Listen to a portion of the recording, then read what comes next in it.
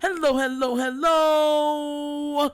You are tuning into another episode of The Wunderkind Show. Today's other topic, and we were going to cover it earlier before, but other things came up, so we touched on what we touched on then, right? Charles Barkley has advice, or better yet, a warning for one name, Lamar Jackson. And I'm going to play what he said, and we're going to take it, and we're going to chop it up, and we're going to see how we feel about where he's coming from. So without further ado, let's get this party started. He was offered a big contract, very similar to Jalen Hurts. Though like Jalen Hurts' contract, not guaranteed, and here's Barkley talking about Lamar.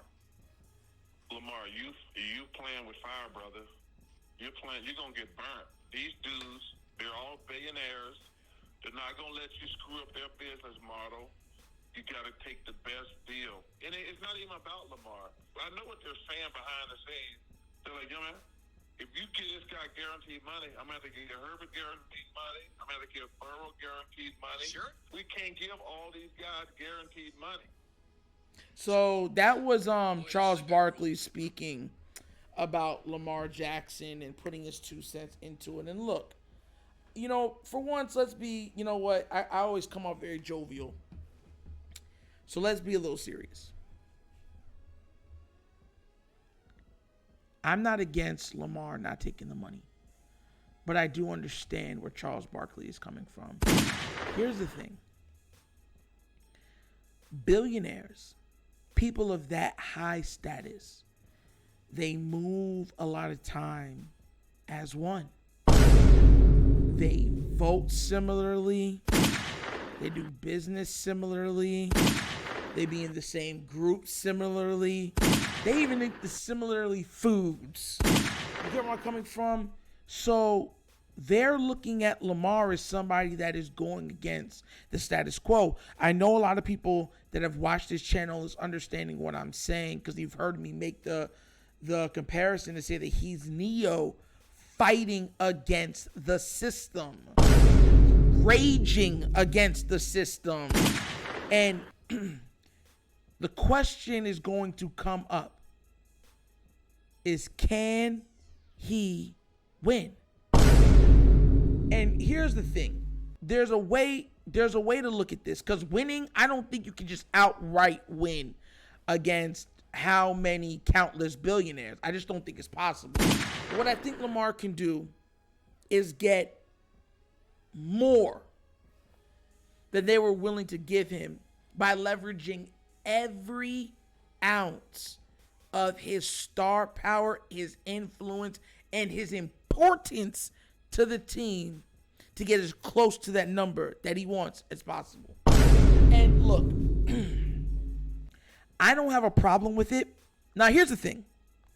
If the Ravens gave him market value, right after year 3, and he was like, nah, I want an all guaranteed contract, 5 years, then I would be able to understand where some of the fans are coming from. Then I might have a different sound or a different feeling about, about one name, Lamar Jackson's business. How he's doing his business. But like I keep telling everybody, and this is why I stay on course of what I always say, right?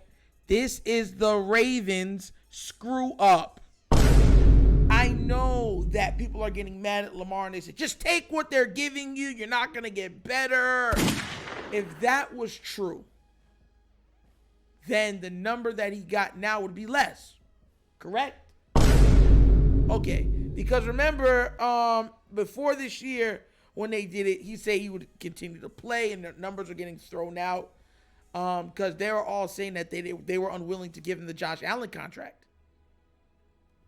Now they would love for him to take it. See, that's my problem. All of this stemmed from the Ravens not wanting to handle business early. The Ravens gambled. You understand? They took the risk. And now, see, this is why my dad used to always say something. You don't save something for tomorrow that you can get done for today. Because anything can happen tomorrow. And you know what that anything was happening? The Haslams was anything happening. That's what. Lamar was never asking for an all-guaranteed contract. He was never asking for $230 million guaranteed until the Ravens waited. And I keep pointing this out. A lot of fans who are mad at him now were saying that, that he's not worth Josh Allen money. And that the Ravens were smart to wait. That he's not going to get any more. And then when everything happened, how did the Browns mess up the business? It's not fair. The Browns mess up everything. They're stupid. And now you want to flip it and try to blame Lamar for everything. When you made him wait. When you gambled, you rolled the dice, you were at the craps table. And you hit a dry spell. So I don't understand the mindset of acting like, well, Lamar should just take whatever they give him. He should be happy with whatever it is. That's one of the most asinine things I think I've ever heard in my life. Because you have to break it down like this. And I always tell people to put themselves in that predicament. The problem is everything, you're looking at it through the lens of, I would play for $1 million. That's because we're broke compared to these athletes. That's why. But if you knew you can make $100, $200, $300, $400 million, your answers wouldn't be the same. Especially after you done made about $35 million. And that's where the crux is. This is being played out in the media and in the fans' eyes. And people are saying you're being greedy. I've even heard people call him La Greedy. Like how they do to LeBron. Like La Flop, La Block. You know what I'm saying? That's what they're doing to Lamar now. So I've seen so many different people make the accusation that he's greedy. He's being selfish. But I tell people this right now. Imagine if the Ravens would have just went to the table early. You know, like the Bills did. Like the Chiefs did. Like the Eagles did. And if y'all remember, y'all deal with a lot of revisionist history. If you remember, the reason why a lot of them were even saying, the Ravens are so smart is because what happened with Wentz and Goff. Y'all remember? That's called revisionist history. Y'all were all on the Ravens talking about they're so smart. Look at the mess that happened with Philly. They paid Wentz way too early, and they paid Goff way too early. Right? And they used that as ammo to say the Ravens should wait to pay Lamar. Someone even coming out in the media saying that they should let him play all the way out the franchise tags, then move off of him and let him graduate. That's what happened. That's the actual historical documentation for this situation. The problem is you're acting like none of that happened. You're just in a bubble. Well, that might have happened, but right now the Ravens are giving him everything. He just signed a contract. The only reason why you're getting what you want from the Ravens right now, like we've been begging for receivers, begging to get rid of Greg Roman, elated that Steve Saunders was let go, is because Lamar put his foot down. So, in 2 words that I have to say for everyone that's complaining about Lamar, you're welcome. You're welcome. Because guess what?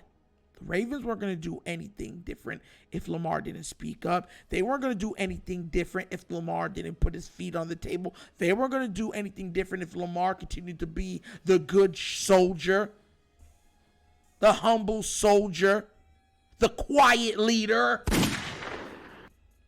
And that's the problem. Y'all not, be real. And look, I'm going to make jokes. I'm going to make funny things. I'm going to mix things in with sarcasm and truth when it comes to a lot of the stuff with the Ravens because, the backlash that we get. But guess what? If you like it, you don't like it.